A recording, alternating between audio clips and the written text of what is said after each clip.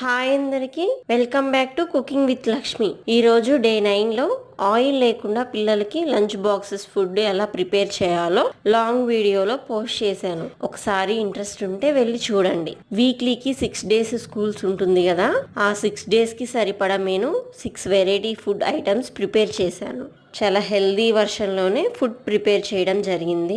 మన బిజీ లైఫ్లో హడావుడిగా ఏదో ఒకటి చేసి పెడతాం. దానిలో పోషకాలు ఉన్నాయో లేవో చెక్ చేసుకోకుండా మనం ముందుగా ప్లాన్ ప్రకారం 6 days కి ఫుడ్ ఏం చేయాలి అని డిసైడ్ అయితే ఒక రోజు ముందే కావాల్సిన ఐటమ్స్ తెచ్చుకొని శుభ్రంగా హెల్దీగా ఫుడ్ ప్రిపేర్ చేసి పిల్లలకి ఇవ్వచ్చు.